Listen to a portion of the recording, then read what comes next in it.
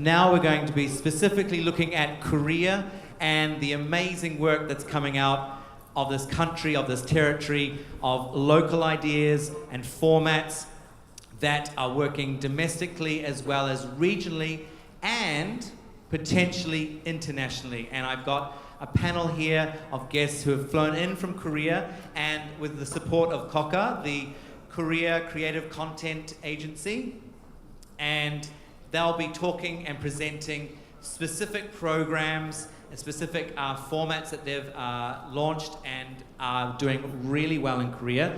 So if you please would like to welcome, so we'll each present one, and our first person to start off today, we'll be playing the trailer first off, is Gung from Happy Story Media, and his program, please.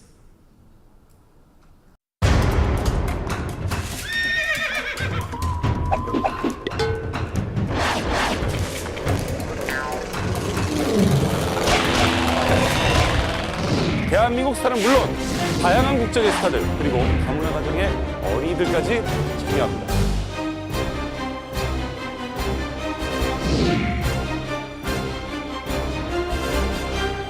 맨발로 시작!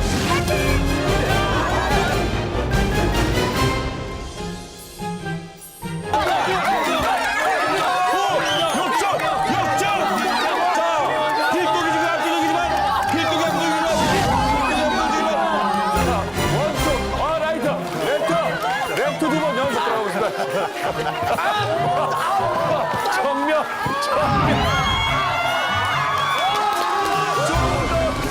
털떡이라서 이게 무슨 노트가 이렇게 높게 되고 더 높아졌어요.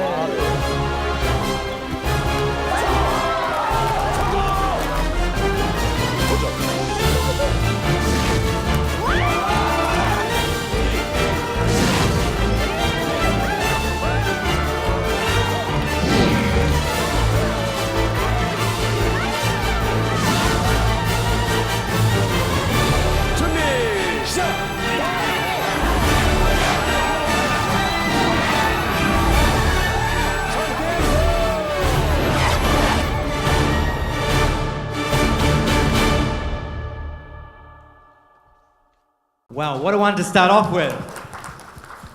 So King of the Games is the program. You can see it's a lot of fun. Was that the basis of what you wanted to produce out of this program? Are Koreans not having a lot of fun? Is this a way to bring out fun in Korea again? Always.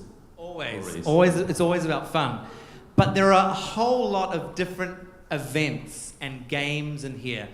It's more about what came first, the games from around the world, or was it the object of the program was to see Koreans just having way out different fun on television?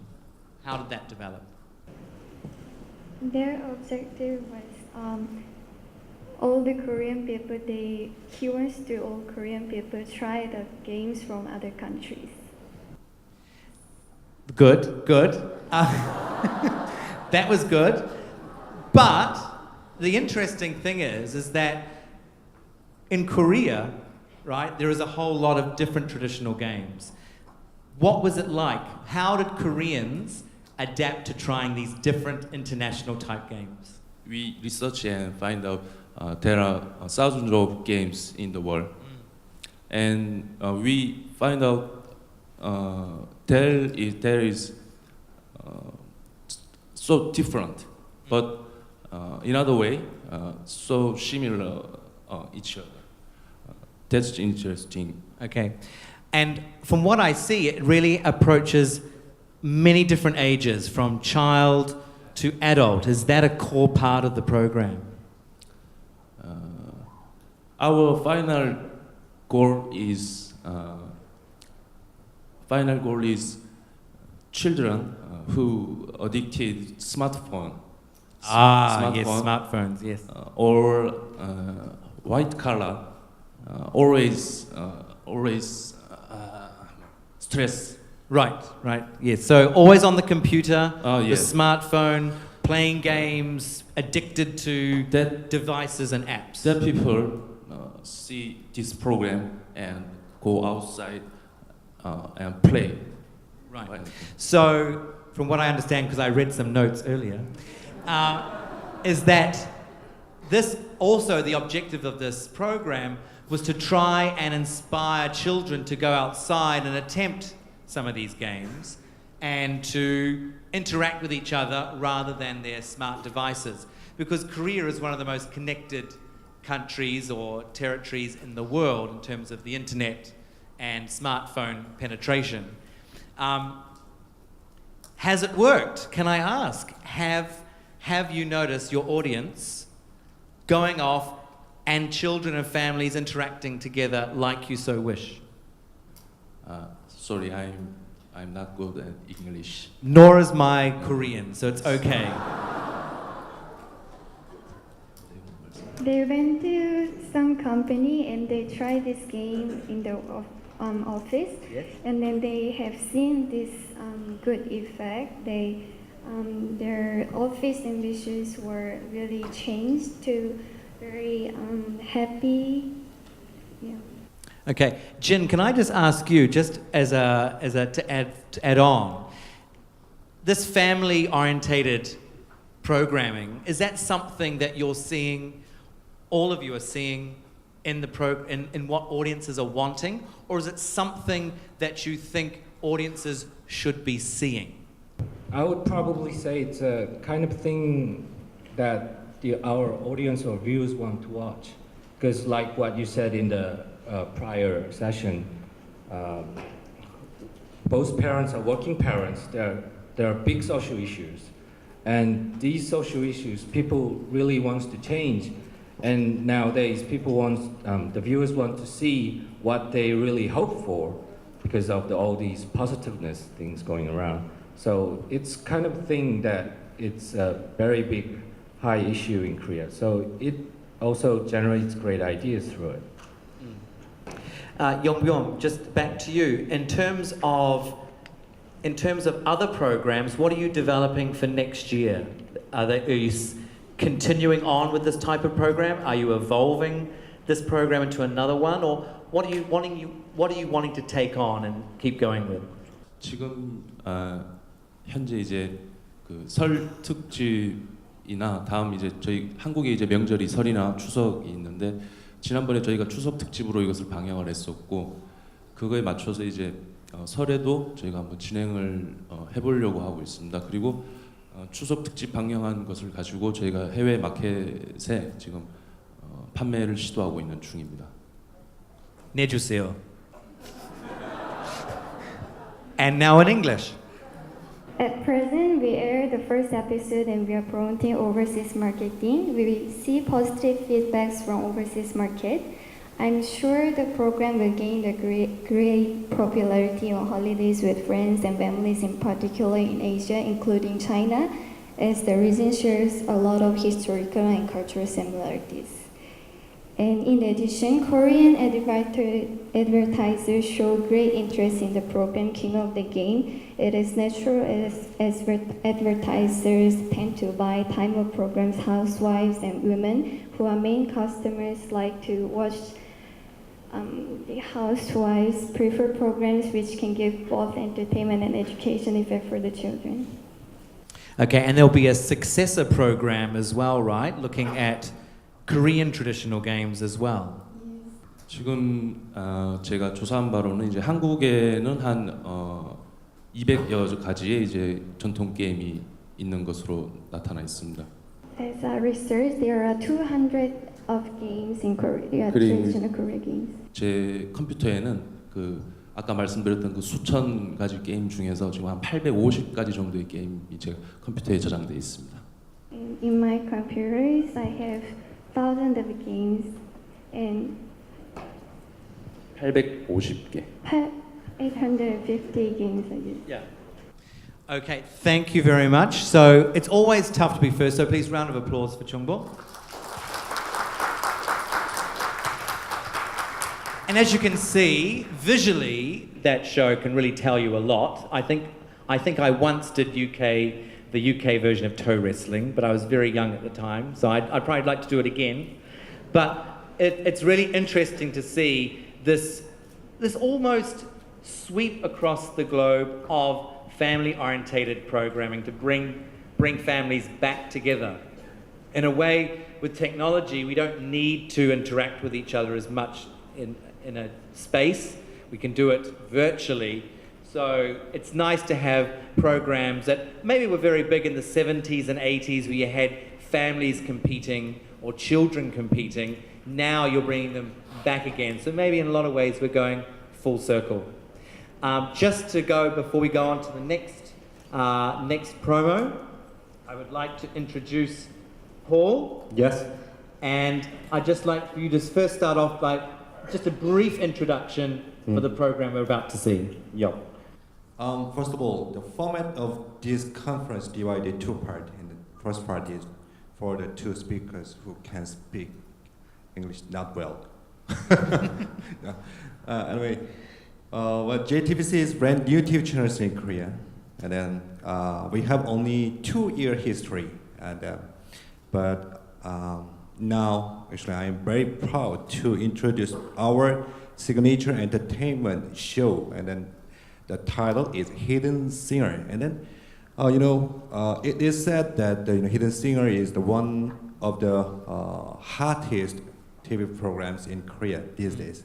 So I'd like to show you the trailer. Yeah? So let's watch the screen. Yeah.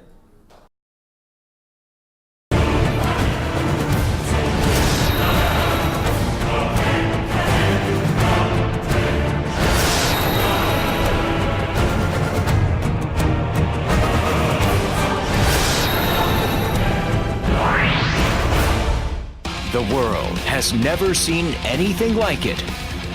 Find the real singer amongst a bunch of imposters. The brand new sensational music show set to take the world by storm. Hidden Singer. Each concealed from view within a sealed booth. One real superstar and 5 gifted impersonators take it in turns to sing short snippets of one of the star's hit songs. With only their ears to guide them, the audience, which is composed of celebrities, music industry moguls, and members of the general public, must weed out the imposters until only the star remains.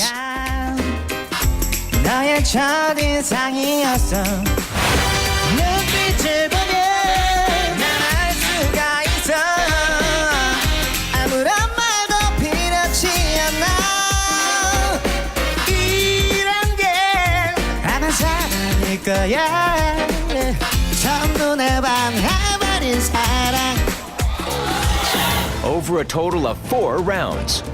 A panel of 100 judges listens carefully to each singer in each round and decides through the push of a button who sounds least like the original star. Nothing is for certain. Which booth holds the real singer? As the doors are opened and the contestants' faces revealed, shocks and reversals abound. It's the perfect entertainment package. You won't be able to tear yourself away from the jaw-dropping voices of these highly talented impersonators.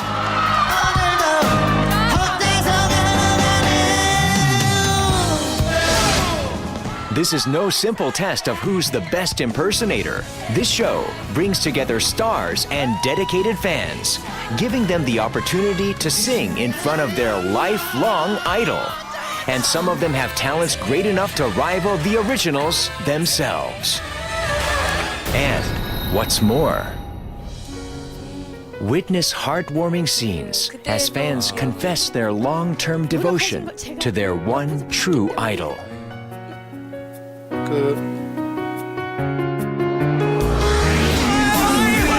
A thrilling contest with stars and their fans locked in mortal combat where there is no room for mercy.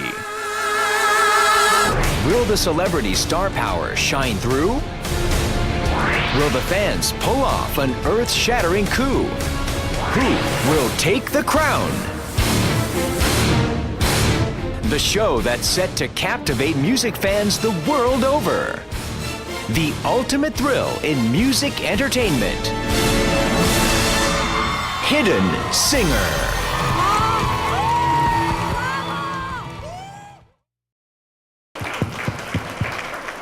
So, a big show, a very large scale show, has many different elements. It has the song, it has celebrity, it has personal stories, and it has everyday people. And is that what really is what makes it tick, is what makes it different from other talent shows out there? Basically, this format of Hidden Singer is just like some contest or audition, a music show, and so on. But this format is very unique. The viewers, the viewers love this program very much because this show is very unique. And then,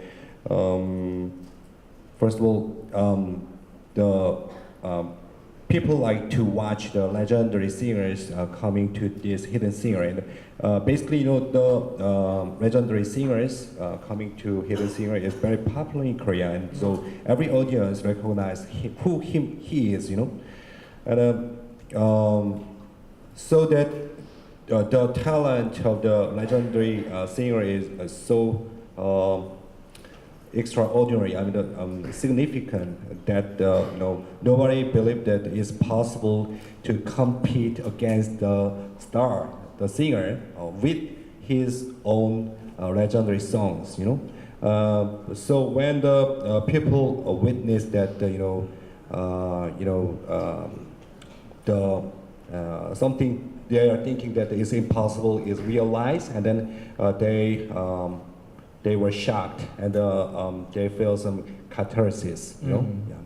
Were the celebrities who take part in the show, were they very positive and they wanted to be part of the show? Was it easy to say, we want you to come on, or was it a bit difficult? Was it a challenge to bring the celebrities in?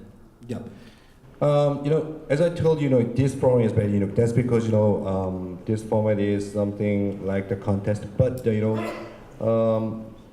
nobody want to really take the crown. To take the crown is the only and final goal for the participants. That's because this program is basically a kind of tribute to the legendary singer. And the competitors against the real singer is a big fan of the legendary singer. And then this stage is some place all the stars and the big fans gather together and share the memories or the time which the fans have followed the life of the soul singer. So that is very simple-sided thing. The audience can be touched, the stories. In the previous session, we talked about how in Asia, a lot of celebrities aren't seen to be normal people. They're not seen out in the street. They're not seen as they are off the stage. Is there an appetite for Koreans to see their celebrities, see the people that they watch on TV, and connect with them more? Is that a changing trend in Korea, you think? It's very important thing, I think. That's because it's very important difference between the Korean and Western culture. In Asian, especially Korean culture, the relationship is very important. Most of people recognize the relations between some people, some persons is very important, and then basically the Korean format. What is said that non-script entertainment is came from the Western format, but the very big difference is located in the Korean format. That's because the Korean format is focused on the relations between the people. The hidden singer is like that. The main story and the strong point of the hidden singer is not the who take the crown, and beside the stories happening during the programs, of course, sometimes the specialists, vocal specialists, just like some composers or other singers, fail to select the real singer, and that make a shock to the audience. But at the same time, the older stories and to think and realize how much good the legendary singer or the songs is the big point to the audience. Yes. 고맙습니다. Before we go on a bit further, I just want to bring up the pigeonhole technology. If you were not here in the last session, we allow you to be able to ask questions from the floor, but without you having to stand up and talk in the microphone. Can we just bring up the slide? If you have the pigeonhole, it's a web-based technology. If you go to www.asiatvforum.com/ask, and you'll see the format, specific format segment there, and please ask questions or vote. The last session, no one voted. My God, you're just sitting, you're too engaged. But no, if you vote, it puts it up, it gives it more priority on my screen. So please, while we're talking, we'll get there somehow in English or Korean, so don't worry about the language. Okay, I now want to move on to our next guest this afternoon, which is Tae-ho from KBS. And I think before we go on, we'd like to see the promo for his program. Please roll the video.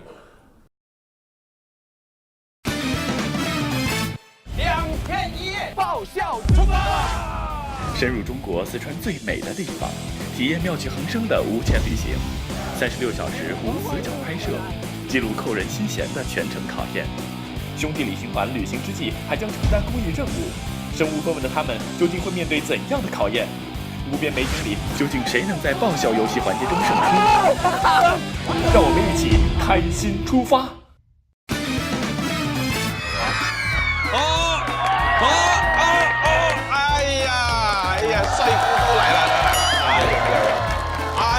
辛苦了，北京的你时间都安排好了吗？没有，就空出来玩。也全部要空出来，要20天。不是吧？这个没有这么太阳吗？不，20天是一个很漂亮的地方，叫青城山。看一下油表，有空的嘞。我就跟你说了嘛，我就跟你说了嘛。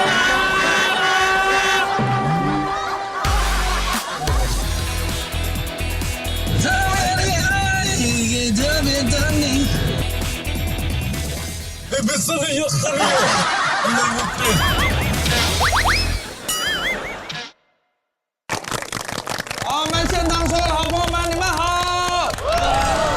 我们是2天1夜的摄制组，还有我们这个6兄弟呢，我们来到这个地方是青城山。听说这个山非常漂亮，咱们去登顶好不好？好。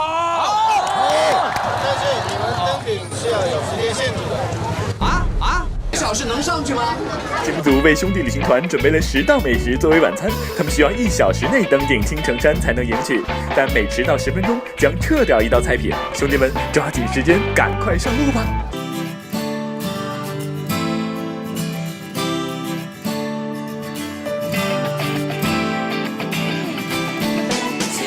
什么感觉？想问一下，蛮颠的。我这个包什么感觉？就是一颠，就是这样的。啊，舒服啊！你要不要坐一下？啊，累不累啊？计时开始。阳光灿烂的日子，阳光灿烂的日子，阳光灿烂的日子，阳光灿烂的日子，阳光灿烂的日子，阳光灿烂的日子，阳光灿烂的日子，阳光灿烂的日子，阳光。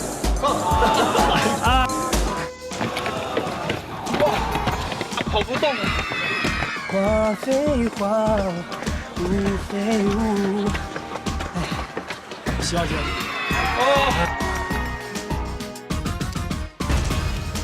这是我们用血汗换来的。刚刚我们走的楼梯好几千阶啊！你们的游戏失败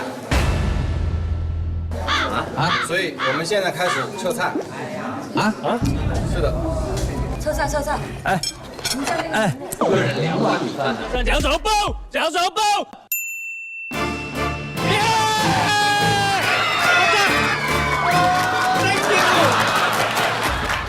哇，好吃吗？好吃的，原来慢吃是蛮好吃的。其实，哎，大哥，我是这里边最小的，我这孔融让梨，我孔融让梨嘛。准备好了没，弟兄们？2天1夜爆照出发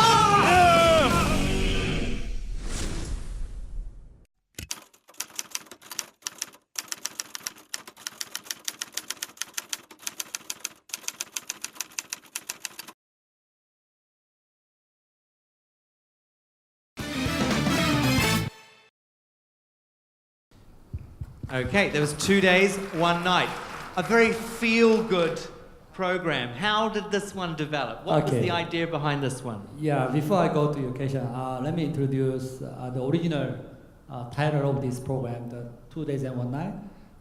This program is very long-running program in Korea, broadcast on the KBS the TV channel 2, and it started from the year of 2007, and right now we are running the season 3. So we are changing the cast of the program.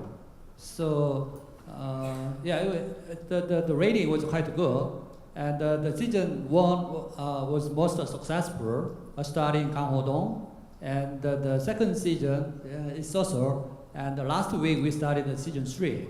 So we are just refurbishing the program by changing the cast of the program. So this year we saw this format to Suchang TV station, and they just broadcast this format last October, and we are running that on the satellite Suchang satellite TV. So the performance is very good so far, and the promo was just made from the first episode of the program in Suchang. And it's a very, as I was saying before, it's a very feel-good, positive program. Korea was always known primarily for its dramas, very high-quality dramas.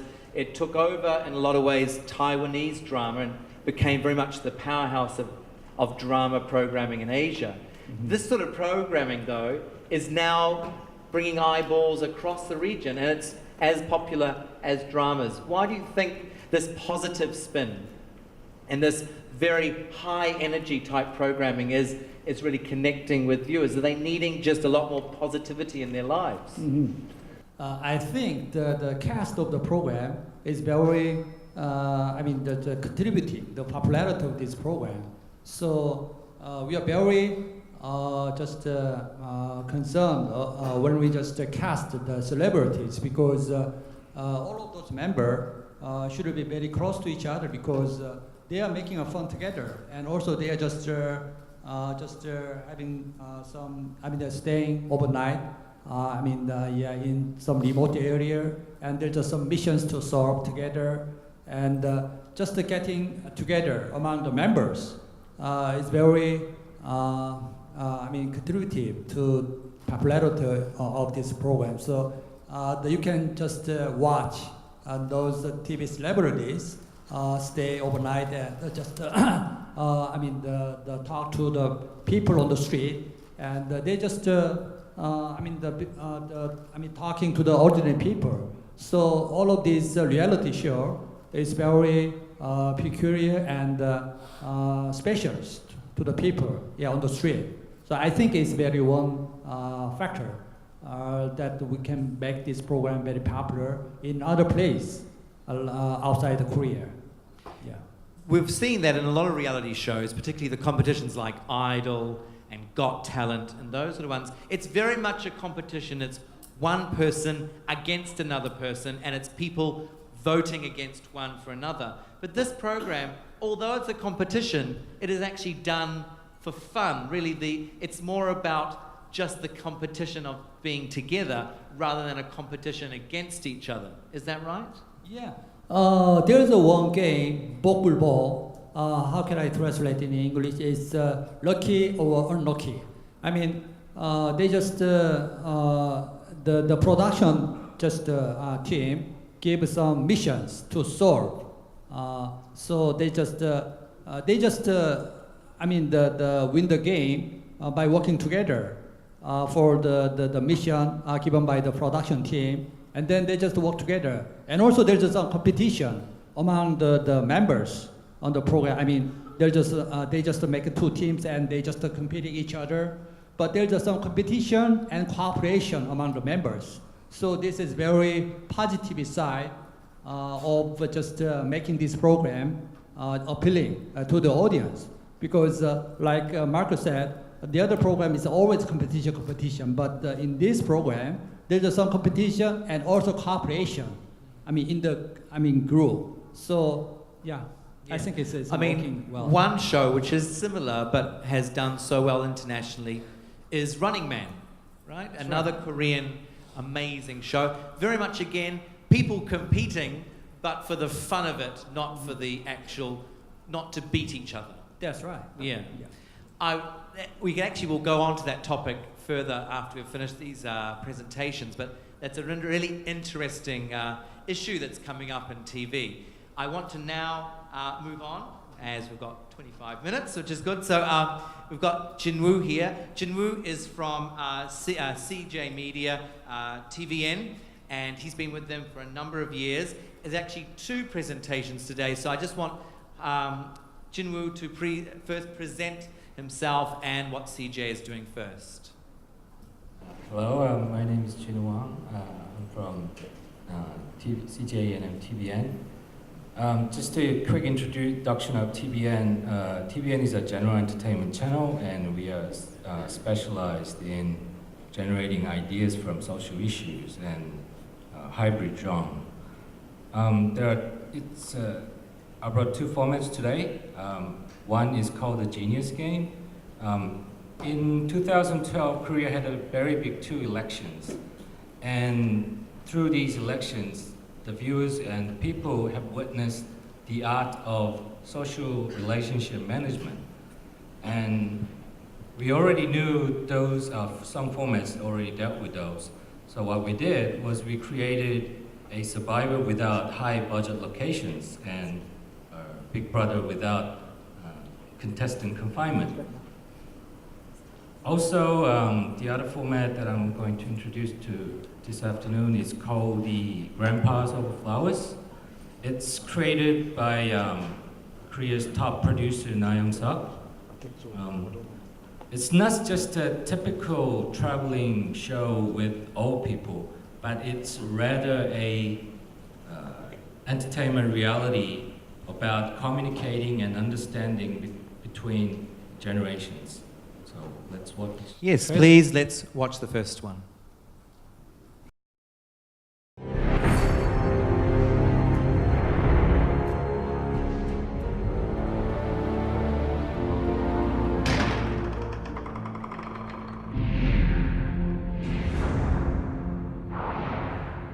Thirteen players, 12 games,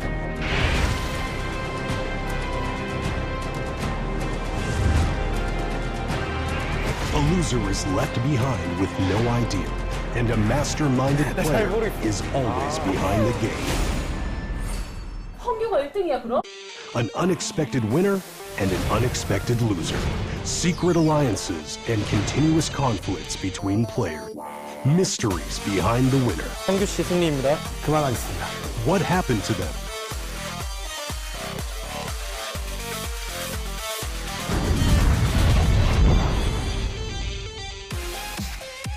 A very interesting experiment that shows the extreme emotions of human beings. The Genius Game. Casts for the Genius Game. 13 players consisting of celebrities and non-celebrities who are highly intelligent and have brilliant conversational skills and charisma.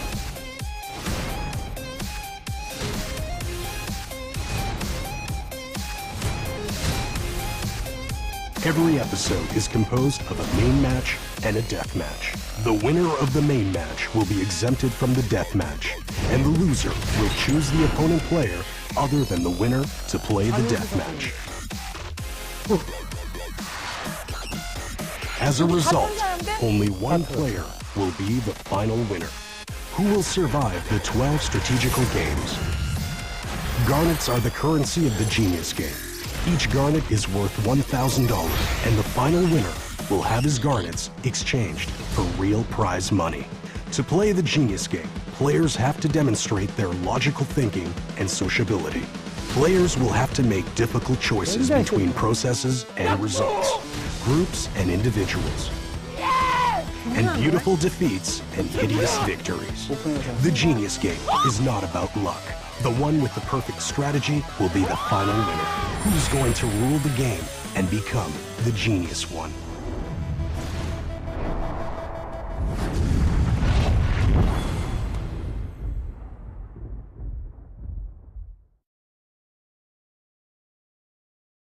Wow, a lot of drama in that one. I think we'll play the next one, and it'll be a good way because they're actually quite different. Can we play the next promo, please? Everybody loves to travel abroad. What about backpacking?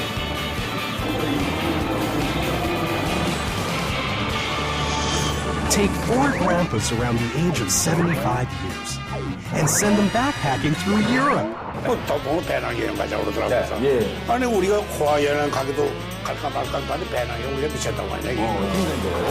Introducing Grandpa's Over Flowers, a new docu-reality entertainment format that takes you on the most adorable journey.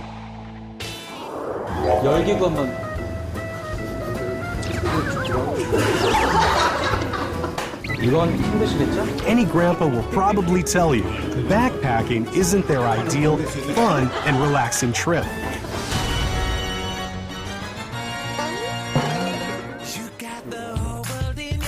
So, we tricked a young guy to work as a porter, a cook, a driver, navigator, and a lot more. In fact, this guy isn't the easiest person to convince. But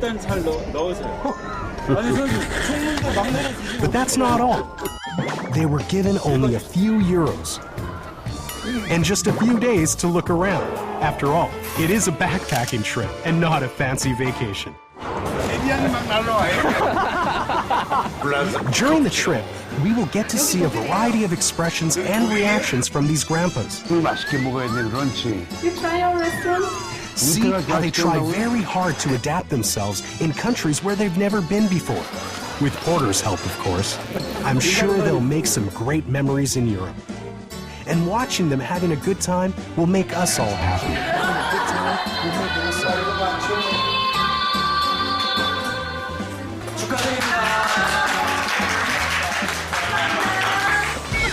Luckily, we received many phone calls from people wanting to support these old backpackers. After the trip, the grandpas have been getting phone calls from everywhere.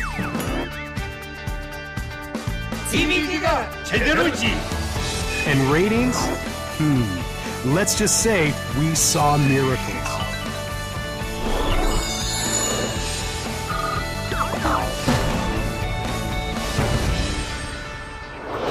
Grandpas over flowers. Some grandpas can be more beautiful than flowers.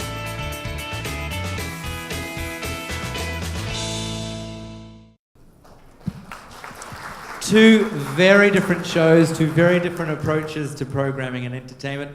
First of all, with the Genius game, we were talking before about just fun competition. That, though, is a real competition, but really different. So what is the unique part of that show, and was there a missing segment for that, Jin, in the Korean market?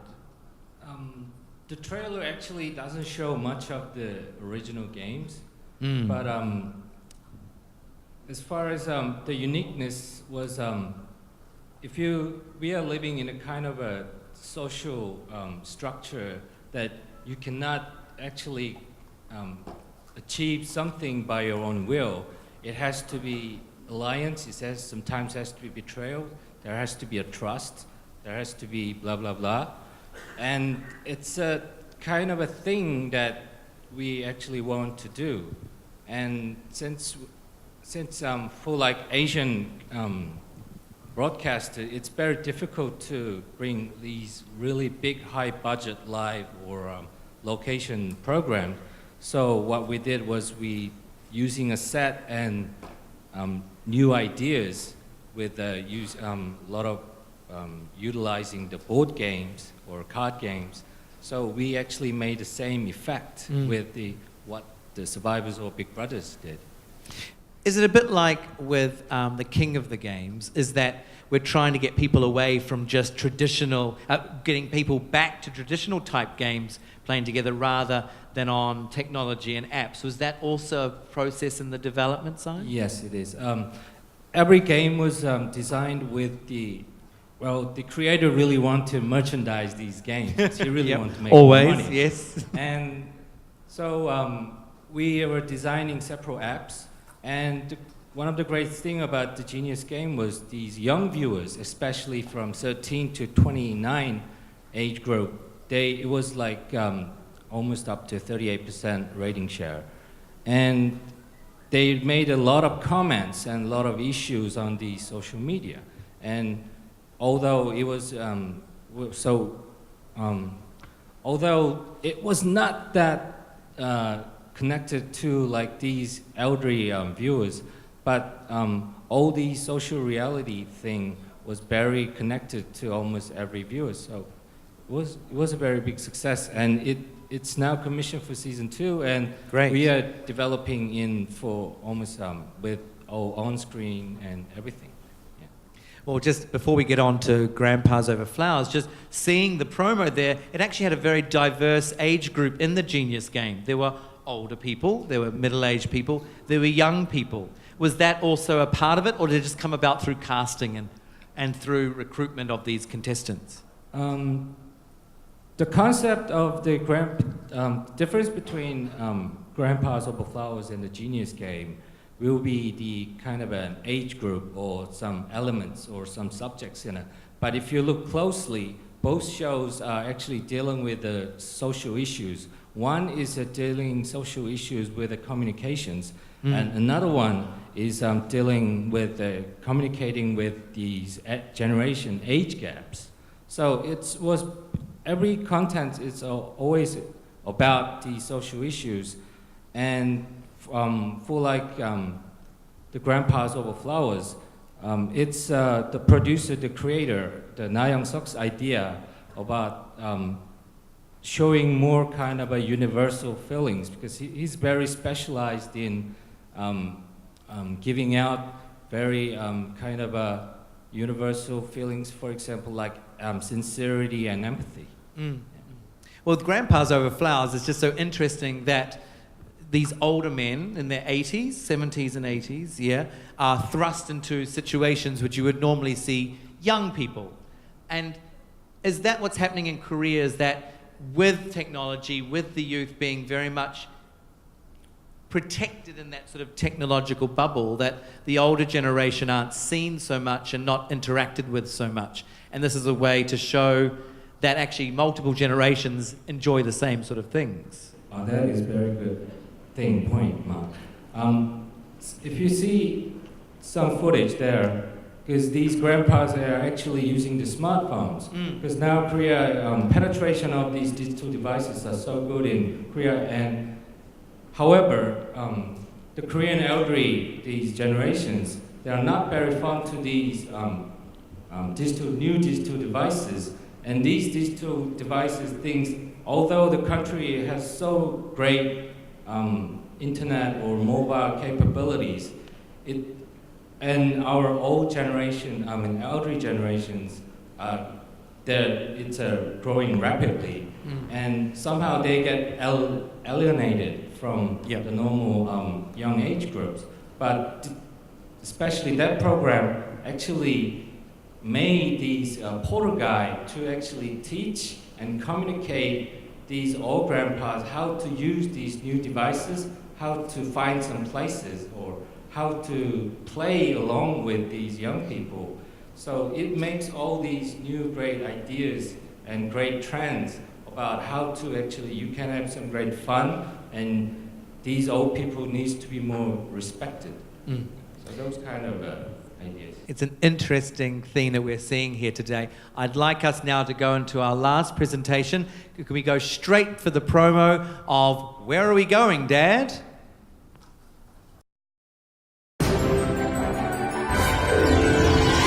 What makes a good dad? Have you ever spent 2 days with your kid away from your wife? 한 번도 없죠. 한 번도 없죠. 단 한 번도 없습니다. 단둘이 가죠.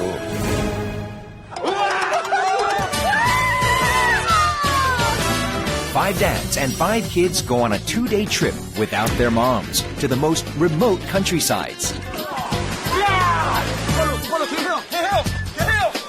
Laughter and touching moments of the 5 families.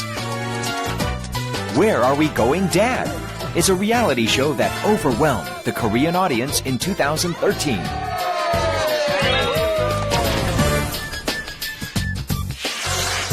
Where Are We Going, Dad?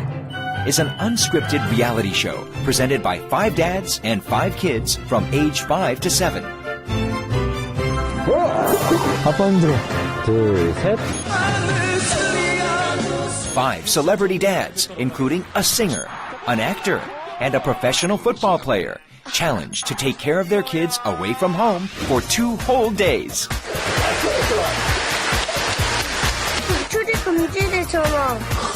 All smartphones and electronic toys are taken away during their trip.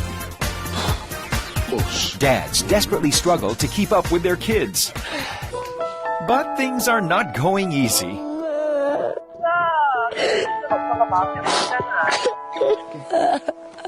Throughout their stay, dads gradually build precious memories with their children.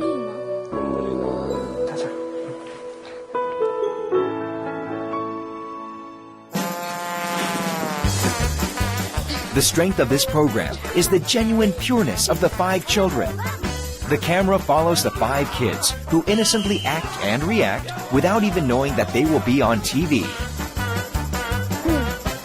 Their innocence actually moved the audience and raised up the ratings, making it Korea's best-rated entertainment program in 2013. 이러니까 좀 뭔가 놀러 온 것 같다, 아빠랑 가족들이. With a big success in Korea, Where Are We Going, Dad? Has actually made traveling with kids and outdoor camping into a big trend. The format was sold to China's Hunan TV, and shortly after the first airing on October 2013, the rating hit #1 in China. This is a journey of dads in search of places in the heart of their children. What relationship do you have with your own kids? 균형 잡아. 천천히 균형 잡아. 빨리 가지 마. 오, 괜찮아, 괜찮아. What memories do you have of your dads? The most precious story in the world lies in Where Are We Going, Dad?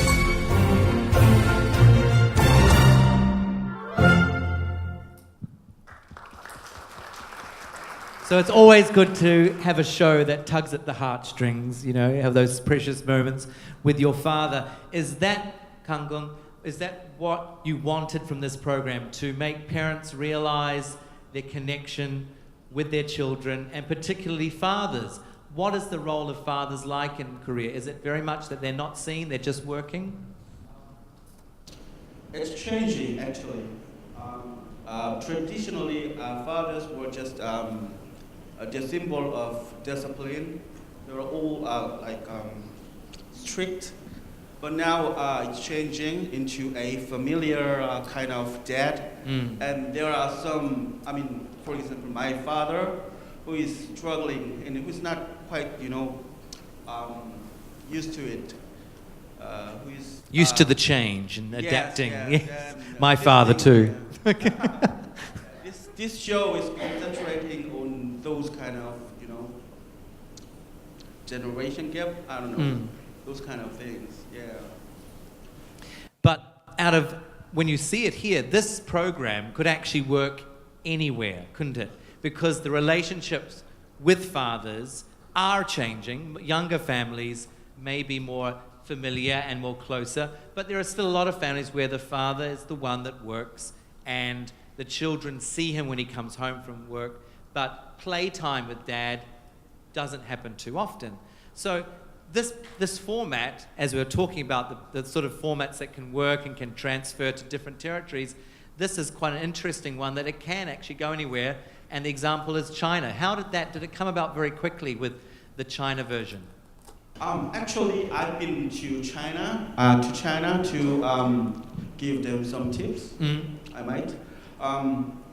Actually, I gave them just two tips. One was which one is more important between the relationship and the great sceneries, because the more pressure they get, producers tends to concentrate on those kind of magnificent sceneries, and so I just asked them which one is the one that all the audience want to look. So that was the one tip, and the other was that and most of the film format market, when a station buys one format, normally they follow exactly what the original version did. Yes. That's the thing. And in this case, with our format and in Chinese version, I just told them it's not gonna work in that way. It has to be localized.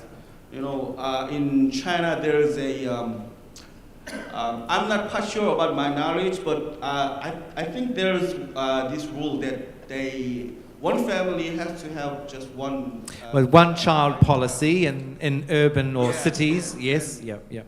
Although they're relaxing a bit, I've heard.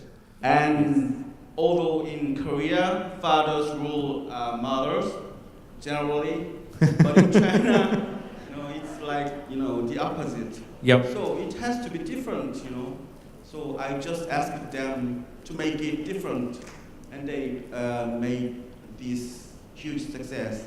Yes. That, yeah. And do you think is that one of the strengths of the Korean formats? And Jin, you might want to also throw this in, is that because you know Asia as you're part of Asia, but yet you also develop your own market and your own types of formats, is it easier to work with the region and regional broadcasters? I think it's probably better, but recommendable. But I would rather want to say that we are facing very similar issues nowadays because recession, these family problems, working parents, age gaps, these rich and poor gaps. It's not just Asian problem. It's probably Europe, in US, or in South America, Africa, everywhere. So I think these kind of concepts and ideas can actually go and work. So I think it's not just restricted to the Asian areas, but it's a universal kind of thing. Yeah, but what is happening in Korea is actually some of the formats you're developing are addressing the issues head on, where a lot of territories or markets may sugarcoat it or develop it differently in an entertainment aspect, but Grandpa's Over Flowers and also Where Are We Going, Dad are really directly addressing issues, aren't they? It's really full on. Yes, it is. I think what we'll do is we'll throw out some questions from Pigeonhole, and Jin, you might want to lead this, but we can all do it together, just so we get different views. We've got more votes for this one, which is fantastic. So the first one, 7 votes here about grandpas over flowers. So Kang, you might have to throw something in here for this one. It's a great format for all ages, but also seems financially viable with many sponsors and natural product placements. Can you talk more about it? We won't talk specifically about budget, because that's always a rather tricky thing to talk about, but how easy was it to attract sponsorship and branding in this type of show, Kang? It wasn't easy at the first place, but while these grandpas were moving and traveling up, there were sponsors beginning to calling to these producers and the production crew to put actually inside on it. And it says, can you talk about the budget? Yeah, it's 100,000 per episode. Oh, wonderful. It's always nice to share. So which is good. That's a decent budget. It's 30 minutes? No, it's 1 hour. 60 minutes. 60 minutes? Okay. That's good. That's good. But were brands very eager to jump on as well?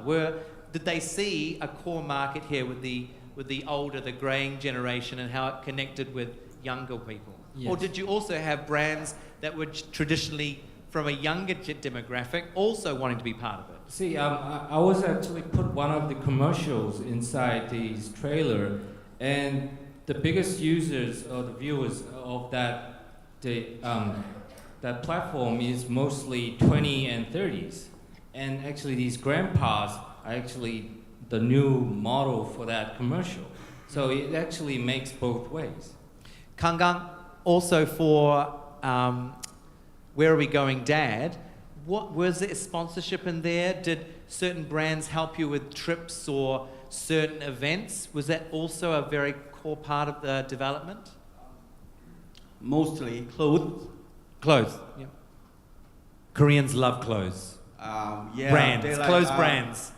They buy those kind of goose downs. Oh yes, yep. Just like Gore-Tex and all that stuff. Everest Mountain. Yep. And there are some location